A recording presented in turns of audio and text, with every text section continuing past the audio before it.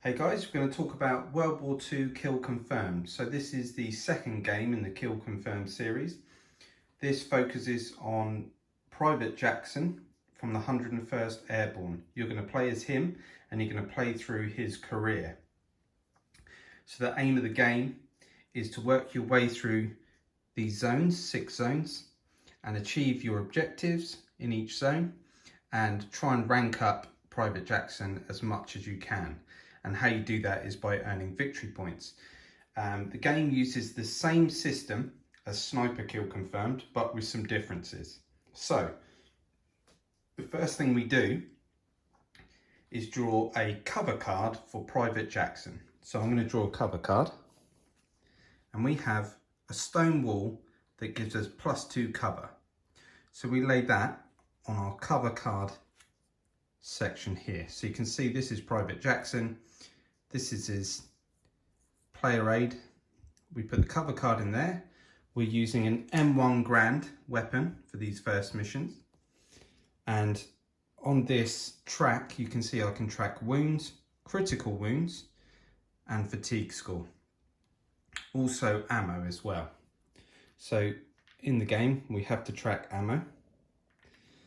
Now, the next thing we do is draw a cover card for the enemy. We haven't got any enemies in play yet, but we're going to draw a cover card to see what type of cover any enemies coming in will get. So we draw that and we get a Bocage +1 cover, and we lay that up the top here in front of the enemy space. Next, we draw 5 action cards. So I'm going to draw 1, 2, 3, 4, and 5. Let's take that there. So we've got a drinks canteen. Now we can use this to take our fatigue down by 2. So in the game, every time you fire, you add 1 fatigue. Every time you move, you add 1 fatigue. And if you run, you add 2 fatigue. So we need to manage that.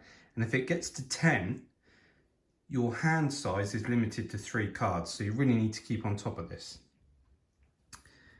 We have a move card. Now we can only play a move card if we have the correct amount of morale to do so. So we need 15 morale points to move into zone 2, 30 points to move into zone 3, and so on.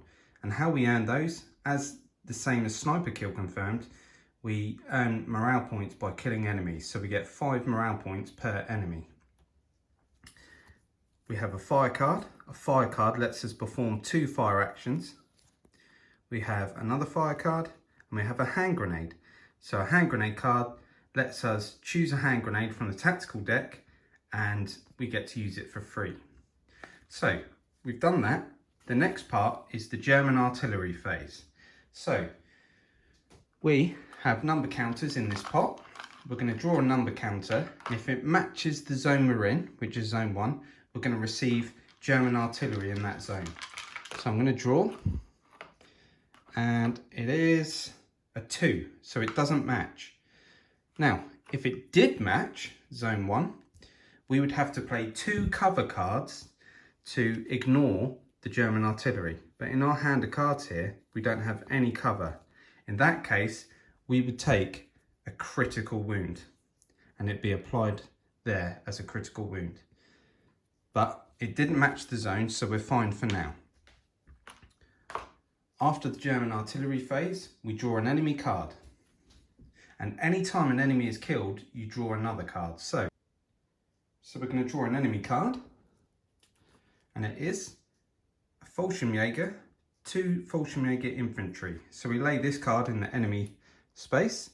And enemies always come in at long range. So we have a long range box, medium range box, and a short range box. And then obviously the box for the zone that Private Jackson is in. Also, we would place 2 hostile counters. These are modern ones, but this is just a play test. So we've got 2 Fallschirmjäger infantry in play. So the next thing to do is draw an NCO objective card. And we draw one of these for each zone we enter. So I draw an NCO objective card.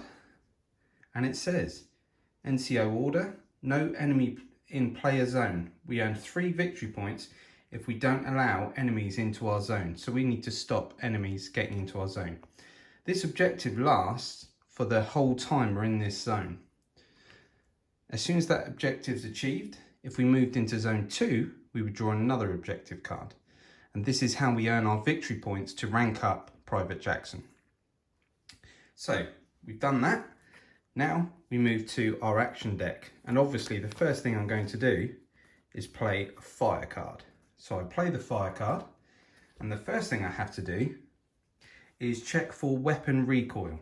So during World War II and modern times, weapons have a lot of recoil, so we need to see what sort of recoil we're getting when we're firing at these Fallschirmjäger. So I roll a D10, I roll a 10, and a 10, it's under control. So a 9 to 10, it's under control, there's no modifier. A 6 to 8 is light recoil, and it would put a +1 dice roll modifier. A 3 to 5 is medium recoil, which would be a +2. And then 2 to 1 is excessive recoil, which would add a +3 dice roll modifier. But at the moment, we're under control. So we take 2 dice and a D10. Our base to hit is a 5. It's 1 for medium range, so that would be a 6, and it's 2 for long range. So we're on a 5, 6, 7 for long range, and then we add in the cover card, which is a +1 for their Bocage cover. So we've got a 5, 6, 7, 8. So we need to score an 8 on 2d6 to kill one of these enemies.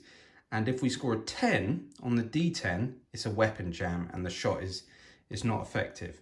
We don't add the d10 to the roll. So we're looking for an 8 here.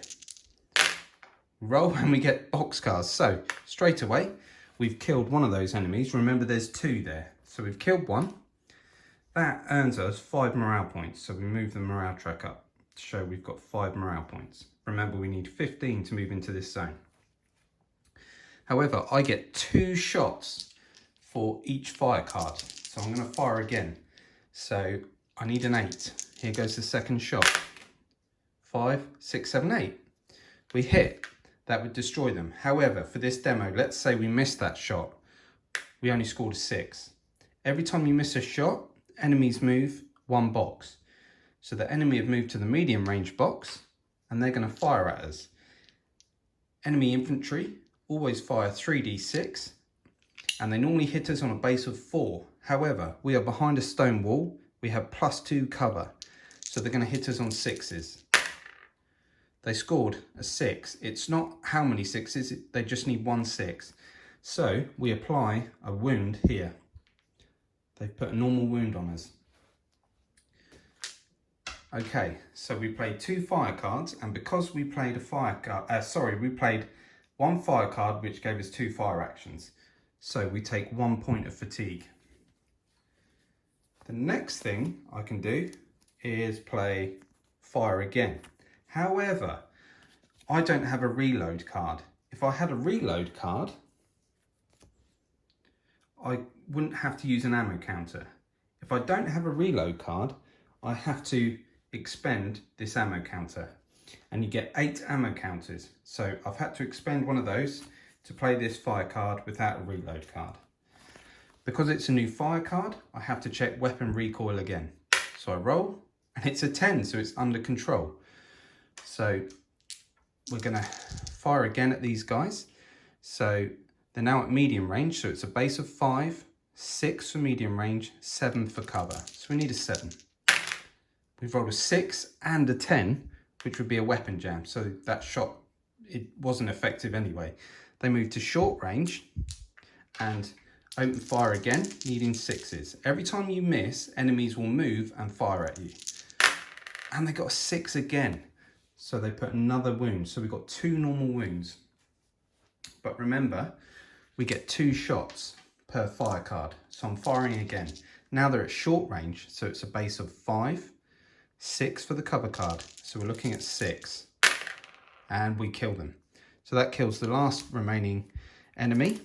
That card is removed. And we draw another enemy card.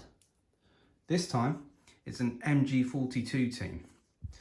Now, MG42 teams act differently. They come in at long range and straight away they fire with 4d6 and they ignore cover. So our +2 cover stonewall doesn't matter here. The MG42 is ripping through us. So they just need 4s to hit. And they've got a 4 and a 6, just counts as 1 hit. They only need 1. So we now have 3 wounds all of a sudden. So I've played all my fire cards. I can't move because I don't have the correct amount of morale to move into this zone. However, if I did, an MG42 team or a sniper pin Private Jackson. He's pinned down, he can't move. Even if we had the correct morale to move, we can't play that card. Now, what I can do with this hand grenade is search the tactical deck. So I grab the tactical deck and I can choose a hand grenade for free. So we go through these weapons. We're going to find a hand grenade like that. And I can use the hand grenade for free. I don't need a fire card. However, I can't throw a hand grenade at long range. It's only medium and short range, but it's in play. So we'll place that there. Okay, so that's discarded. And then we had another fatigue because we had we played 2 fire cards.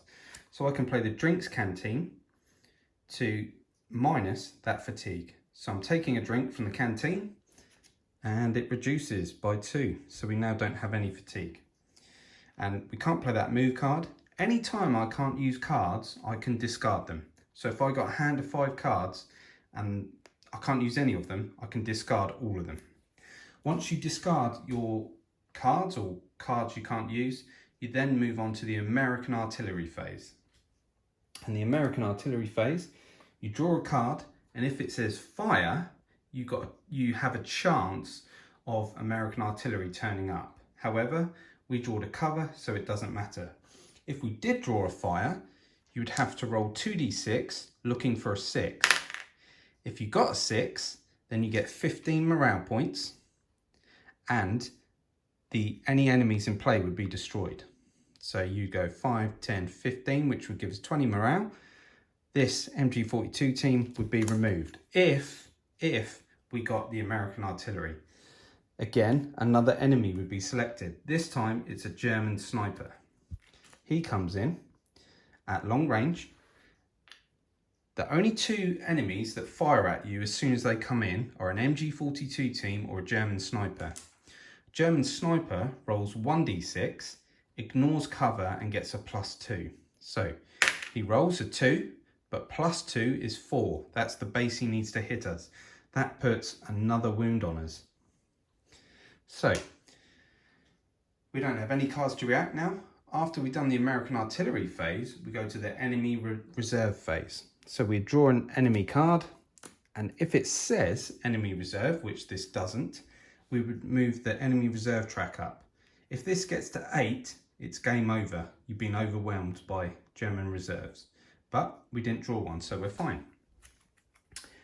Okay, so we go back to drawing our 5 cards.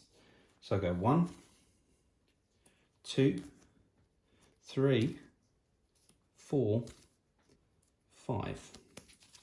Okay, so this time I've got drinks canteen, which I don't need to use. I've got a run.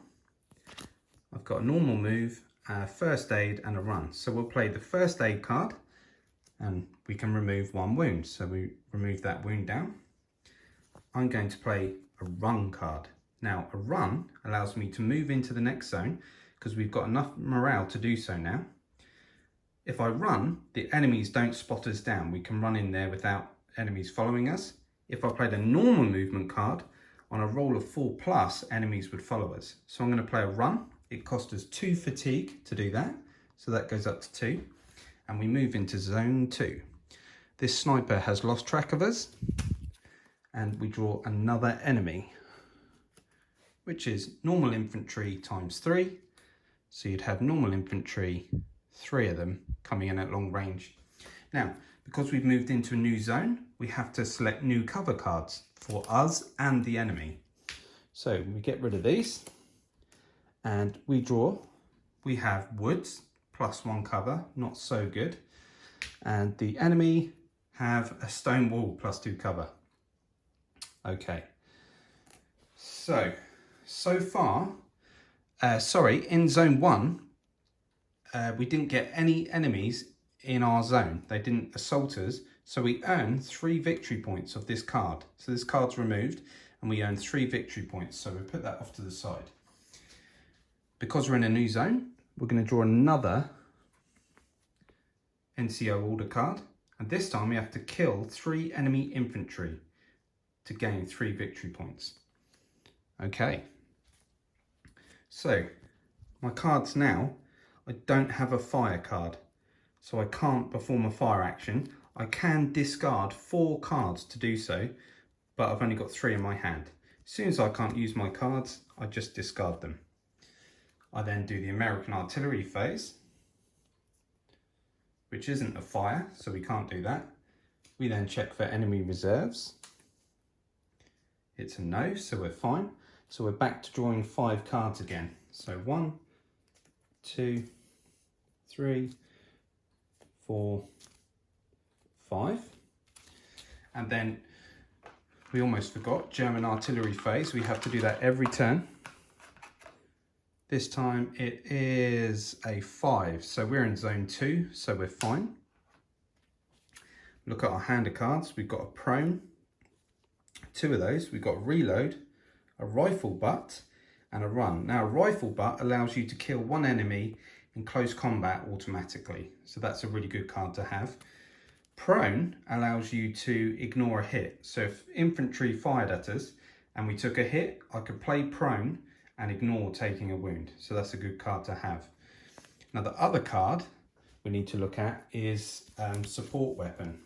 So support weapon allows me to look in the tactical deck and choose a support weapon of my choice.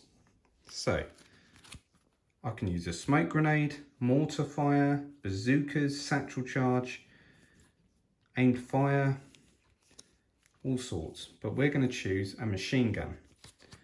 So the support card has allowed me to search that tactical deck, but to be able to use the machine gun, I need to roll a 3+. So we roll the dice and we get a 5. So we now have support from machine gunners. So machine gunners are going to fire at this enemy now. We don't need a fire card to do it. And our machine gun rolls 4d6, but we still have to check for recoil. So we roll the dice. It's a 10 again. We're going to change that. It's a 1. Oh, so we have excessive recoil on the machine gun. So it's a +3.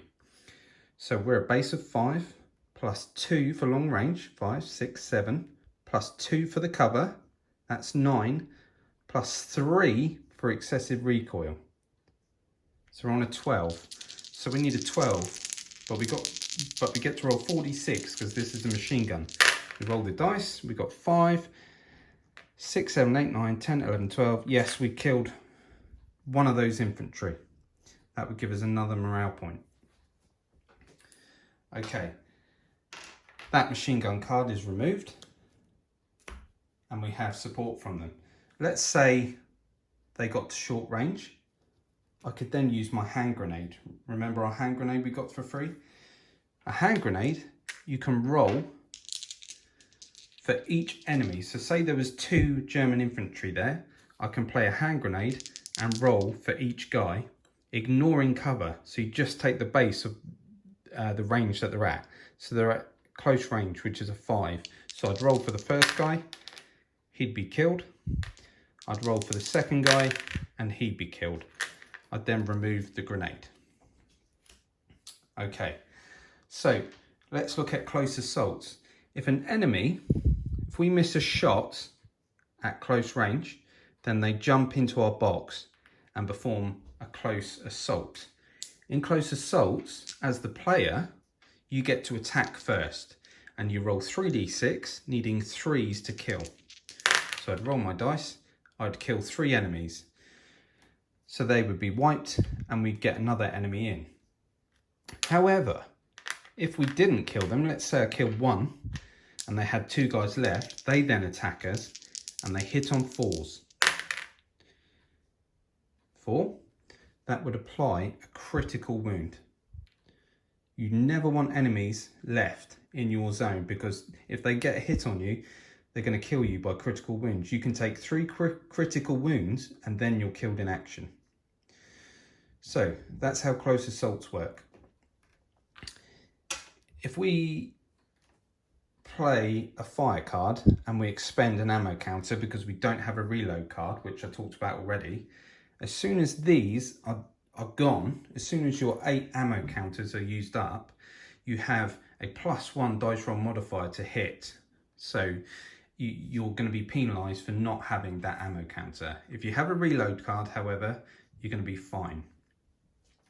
So that's the basics of how the game works. Now, as you're working your way through, you're going to get all different sorts of orders. So let's say we killed 3 enemy infantry in this zone. We scored 3 victory points. So in total, we have 6 victory points for killing, for no enemies in our player zone and killing 3 enemy infantry. Let's have a look at another NCO card.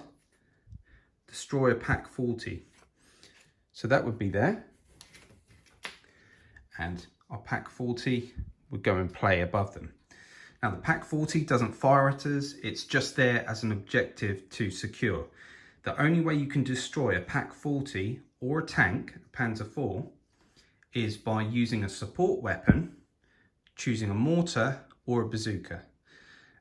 So those are the ways you can kill.